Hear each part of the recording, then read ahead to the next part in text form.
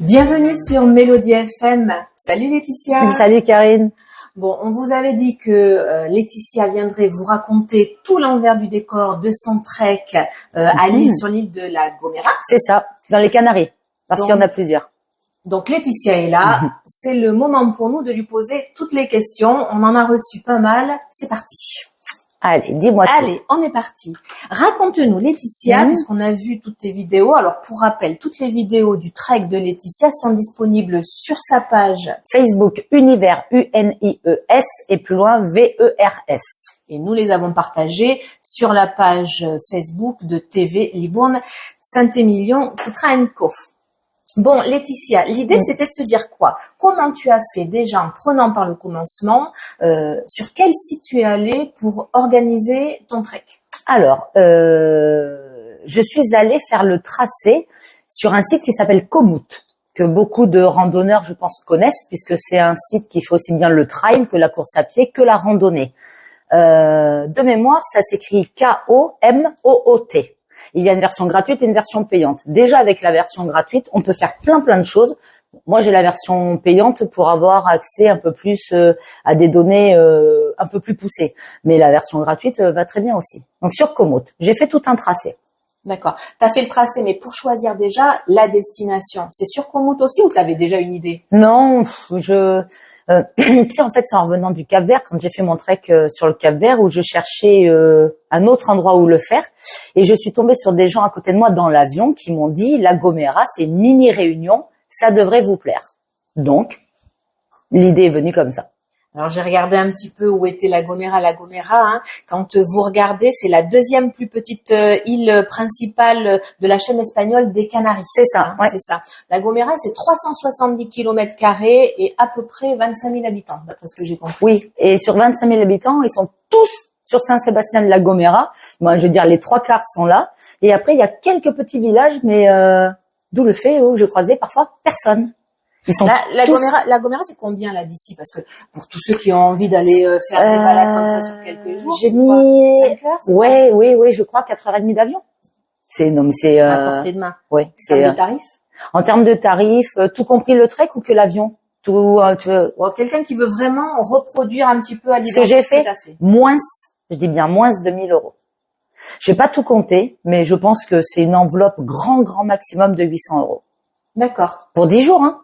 10 jours, d'accord. Donc c'est pas mal, hein. Parce que je suis restée un petit peu sur place, j'ai pas attaqué, je suis arrivée, j'ai attaqué le trek, mais en fait il faut que ça coïncide aussi avec les heures de bateau, les heures d'avion, les heures de bateau, puisque tu arrives à Tenerife Sud, et entre Tenerife Sud et la Gomera, il faut prendre un bateau. Donc quand tu as la chance que ça se goupille bien, c'est bien, mais sinon il faut rester une nuit sur Tenerife et pareil dans l'autre sens.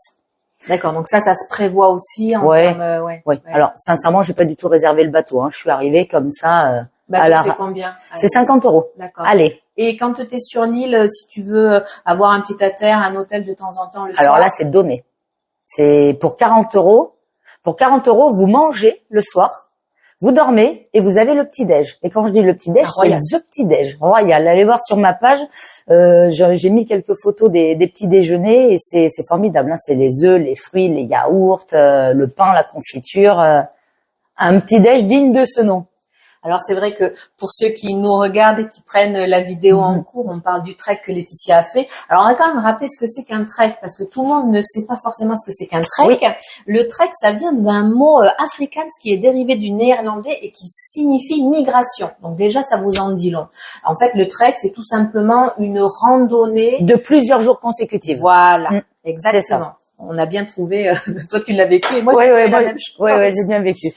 Moi, après, ce que je voulais savoir, c'est en termes de sécurité. Parce que alors, je suis une grande peureuse. Je me dis, bon, allez, ok, aller se balader sur plusieurs jours, c'est bien sympathique. Ouais. L'île, on l'a trouvé. Le logement, on peut tous les soirs, si on n'a pas la tente comme toi, on peut tous les soirs trouver un logement, un petit à-terre sur place. Mais la journée, en termes de sécurité, et la nuit, par exemple, toi qui dormais sous la tente. Alors, la sécurité vis-à-vis d'éventuels animaux ou la sécurité vis-à-vis des gens, toi. Oui, voilà. Alors, envers les animaux, alors moi je suis pas une grande peureuse et je t'avouerai que je n'y ai pas du tout réfléchi. Donc c'est-à-dire que alors ça ne m'est pas arrivé, Mais si ça avait dû m'arriver, j'aurais géré à ce moment-là. Mais j'ai pas peur des bêtes, n'importe quoi. J'ai pas peur des bêtes, aucune bête. Mais donc tu en as croisé quand même rien, des choses, non? Rien. Alors c'est une île, rien. De... Je n'ai rien croisé, même pas une souris, rien. Rien du tout. Et vis-à-vis des gens, tu croises personne. Donc en fait, moi, j'ai plutôt envie de dire que la sécurité, à un moment donné, je me suis dit, si jamais je tombe et que je me blesse vraiment, c'est ça, en fait. Là, effectivement, ça peut être problématique parce que t'as pas de réseau, quasiment jamais, que quand tu t'approches des petits villages. En pleine rando, en plein trek, t'as pas de réseau et il y a personne qui passe. Je crois que sur 7 jours, sans exagérer, j'ai dû croiser, sur 7 jours, j'ai dû croiser 10 personnes. 10 personnes en 7 jours. Mais tu as la possibilité quand même, tous les soirs, d'avoir un environnement où tu vas pouvoir capter, avoir du réseau pour donner des nouvelles. Ah non, puisque souvent j'ai reçu, souvent j'ai reçu des messages, on me disait, la vidéo, il y a pas de vidéo, j'attends pour aller me coucher. Et j'ai vu ça, en fait, ça m'a fait rire parce que j'ai vu ça le lendemain, quand j'avais du réseau, j'ai reçu je sais pas combien de messages d'un coup, et je voyais, j'ai pas pu poster, j'ai rien pu faire, et les gens se disaient, on n'a pas de vidéo ce soir? Bah non, parce que je capte pas. Donc le montage était fait, tout était fait, mais j'ai pas pu publier. D'accord. Et le matin, alors raconte-nous un petit peu tes journées. On les a vues, mais moi ce qui m'intéresse c'est toujours le off. Voilà, quand tu filmais pas. Donc tu te levais le matin. Alors voilà, tu te lèves le matin, la tête en biais. Il y a quelques vidéos où on voit que j'ai quand même, quand je regarde avec du recul, je me dis légèrement cerné. C'est plus des cernes, c'est des valises que j'ai. Non, c'est le matin, c'est tu ranges la toile de tente, donc tu plies tout ton petit bazar, sachant que la veille au soir, il faut être super organisé. La veille au soir, il faut prendre toutes ces affaires qu'on va mettre le lendemain dans la tente parce que l'humidité de la nuit, sinon la première nuit je me suis fait avoir, j'ai laissé dehors, j'ai tout récupéré trempé, on se fait avoir une fois, pas deux. Faut tout mettre dans la tente. Le lendemain matin, donc on s'habille, on fait le café vite fait sur le petit réchaud que j'avais avec des pastilles, on plie la tente, on replie toutes les affaires, on prévoit les barres de céréales, etc. qu'on met directement dans les poches accessible, ça évite de se défaire le sac en pleine rando. Je rappelle qu'il faisait entre 20 et 23 kilos. Donc ça a été aussi un moment assez difficile à gérer pour les épaules et les chevilles. Oui, parce que tu penses au fur et à mesure de ton trek pouvoir te délester un petit peu avec la nourriture. Rien. Non, pas du tout. En fait, on se déleste pas et j'ai réfléchi pourquoi, parce que c'est pas logique. Je me dis, je mange tous les jours des plats lyophilisés, etc. que j'ai prévu, je devrais me délester. Mais en fait, le linge sale, un peu lourd, mouillé, humide, pèse plus lourd que le petit polo sec que t'as amené. Et donc, au final, le poids s'équilibre. Et donc, je suis partie à 23 kilos et je suis revenue à 23 kilos. Et donc, une journée classique, c'est ça. Je suis mon tracé qu'il y a sur ma montre. Donc, j'ai une Garmin, une Fenix 7 sur laquelle j'ai programmé tout mon parcours en entier et qui me guide au fur et à mesure. C'est pour ça que souvent, dans les vidéos, on me voit en train de regarder ma montre. Oui. Parce que c'est elle qui me guide dans le tracé, puisque je ne sais pas où je vais. Ça, c'est super. Le seul Elle est fiable? Elle est super fiable. D'accord. Elle a tenu pendant 7 jours. Elle a eu un petit bug à un moment donné, mais elle s'est vite remise. Le seul souci, c'est le tracé qui est pas ultra précis quand il y a 2-3 sentiers. Donc d'où le fait où je suis montée 2-3 fois sur une montagne et que c'était pas la bonne. Donc redescends, remonte sur celle d'à côté. Ça fait pas long quand on est toute seule comme ça du matin jusqu'au soir parce que le premier jour ça fait du bien, on s'évade, on est dans sa bulle. Deuxième jour, mais là t'es quand même resté 7 jours. Ouais. Alors si j'avoue quand même, je crois qu'à la fin, je fais exprès un peu de faire le clown sur les vidéos parce que j'en ai marre. J'ai envie de parler à des gens. Quand je vois des gens de loin, je suis contente, je vais vers eux. Non mais dès que je vois une silhouette qui bouge, en fait, je me précipite dessus pour aller parler. Alors il y a que des Allemands. J'ai étudié l'allemand à l'école, mais je m'en souviens plus trop. Mais même les villageois, je vais voir les villageois quand je réclame de l'eau. Tu sais, on me voit dans la vidéo parfois demander de l'eau et ils parlent qu'espagnol. Donc la résolution, c'est que je dois apprendre l'espagnol. J'ai étudié l'anglais et l'allemand, j'ai pas étudié l'espagnol. Et oui, parce que quand on fait un voyage, qu'on a du wifi, c'est facile de faire le translate. Oui, mais quand il n'y a pas de translate, je connais 3 mots que j'assemble les uns aux autres pour essayer de faire un semblant de phrase, mais en fait, sujet, verbe, complément, ça n'existe pas. Je dis des mots les uns à la suite et bon, ils essayaient de me comprendre, mais c'était vraiment incroyable. J'ai vécu une aventure exceptionnelle pour ça. Justement, c'est ce que j'allais te demander aujourd'hui, quand tu fais ton bilan. si c'était à refaire, qu'est-ce que tu referais la même et qu'est-ce que tu modifierais légèrement pour vraiment un trek idéal sur les 7 jours, pour que les personnes qui nous voient et qui ont envie de reproduire un petit peu ce que tu as fait, qu'est-ce que tu leur conseilles et qu'est-ce que tu, après l'avoir vécu, leur déconseilles? Alors, je ferai tout pareil, sincèrement tout pareil parce que c'était super. Ce que je changerais, c'est que j'essaierai de m'arranger à ce que les étapes tombent vraiment dans un petit village pour avoir un minimum de civilisation là, le soir, parce que ça quand même ça manque. Le soir quand tu déplies ta tente tout seul, effectivement tu vois toujours personne. Oui, se le faire sur une nuit à la limite. Voilà. De nuit, mais là, c'est pour ça que 2 fois j'ai été en hôtel, en auberge, parce que ça fait aussi du bien. Mais sinon je referais vraiment tout pareil. Il était superbe mon tracé, et d'ailleurs vous pouvez le retrouver sur le site de Komoot. Ça s'appelle La Gomera by Leti. Je l'ai mis en public exprès pour que les gens puissent le chipper. Il fait 197 km et un peu plus de 10 000 mètres de dénivelé, mais il est vraiment super parce que je passe dans le parc national, je descends, je remonte tout à l'intérieur du parc national, alors que réellement le tracé du GR fait que le tour et c'est dommage de pas descendre dans le parc. Je ferai tout pareil. Et est-ce que tu es revenu avec ton matériel intact? Je crois pas. Hein. Alors je suis revenue avec quasiment tout mon matériel intact, sauf mes chaussures. Mes chaussures sont déchiquetées. T'imagines bien que c'est... Elles sont... On va vous mettre la photo. Alors oui, la photo en vaut la peine d'être vue parce que les chaussures étaient neuves. Je dis bien, elles étaient neuves.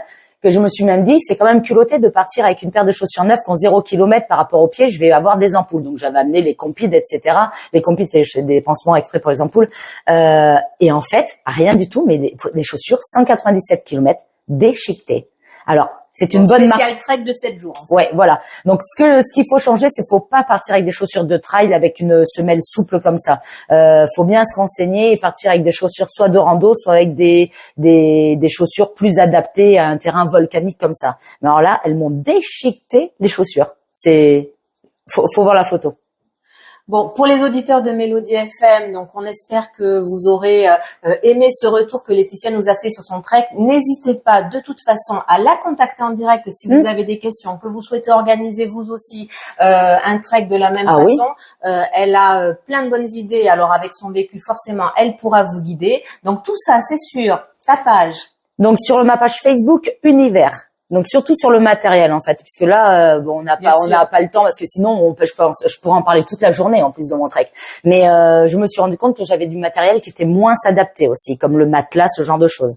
Donc mais tout ça je raconterai sur mon prochain trek. Sur mon prochain trek, je ferai le avant et le matériel avant et après. Il nous faudra vraiment une vidéo très explicite. Nous, c'est vrai qu'on s'était engagé auprès de nos auditeurs de Mélodie FM et pour notre page effectivement à ce que tu viennes en avant-première nous raconter. Forcément, on use un petit peu de nos relations, que tu viennes nous raconter ce qui s'était passé. Et il y a tellement de monde parce que ça a pris une ampleur, tes vidéos. C'est quand même quelque chose de phénoménal. Hein. Si tu savais le nombre de messages en privé, alors sur les réseaux, les gens commentent aussi les vidéos. J'ai tout lu. Hein. Mais en privé, le nombre de messages que j'ai reçus et de questions, je suis encore en train de répondre. J'ai pas encore fini. Je pense que ça a vraiment, c'est devenu une addiction. Et pour en avoir beaucoup parlé, c'est vrai que les gens ont commencé la première vidéo, celle du lendemain, et après effectivement, nous tous on s'est prêtés au jeu et on avait envie de savoir ce qui se passait le lendemain. Ouais, c'est exactement comme ça que je l'ai senti. Et c'est vrai que ça, c'est génial que tu aies pu nous partager en direct et en live. Alors pour les connaisseurs des treks, forcément, ça a été juste un régal et ça leur a donné envie. Mais ce genre de trek-là, juste une dernière question, ce genre de trek-là, quelqu'un qui est un petit peu novice peut se le faire tranquille. Bien sûr, il se le fait tranquille. Au lieu de le faire en 7 jours, il le fait en 10 jours. D'accord. Ou alors il en fait peut-être un petit peu moins. Non, il fait exactement la même chose. Il prend mon tracé, mais au lieu de faire des étapes comme moi de au moins 25 km et 1000 de D+, ou 1500 de D+, le dénivelé positif, c'est-à-dire quand ça monte. 25 km déjà, tu nous parles, ça nous parle. Non, ça fait, mais dans ce cas-là, c'est pour ça, faut le faire, mais sur 10 jours, par exemple. Et là, c'est en mode tranquille. C'est sécure. Une femme seule peut y aller sans aucun danger. Vraiment. C'est hyper sécu. Les gens sont gentils, attentionnés, ils nous aident. Ils nous donnent des bananes, des avocats, de l'eau. C'était formidable. Ça fait partie de l'humain que l'on recherche quand on fait oui. Moi, j'y vais pour ça, en fait, maintenant. Bon, et la prochaine, Laetitia, t'es déjà sur quoi? Parce que t'es déjà en voie pour le départ. Mais c'est secret. Mais je travaille déjà sur mon prochain trek. J'ai la destination. Je suis juste en train de peaufiner le temps. J'ai tellement de projets. J'ai le Mont Blanc aussi qui va arriver. Et j'ai plein d'autres choses encore en projet. Mais faut pas oublier que j'ai un métier aussi. Je travaille. Oui, je travaille. Il paraît. Bon, allez, tu nous raconteras tes prochaines aventures. De toute façon, tu nous lâches pas, tu es toujours avec nous sur Mélodie FM. Et puis, pour nous, on se dit à très vite parce qu'on vous embarque aussi avec Laetitia dans de nouvelles aventures sur Mélodie FM et sur les réseaux sociaux. Vous allez découvrir très prochainement le portrait de personnalités qui sont connues localement et on vous a proposé d'aller les rencontrer et de les connaître un petit peu plus en privé. À bientôt, Karine. Allez, à bientôt. Ciao. Bye.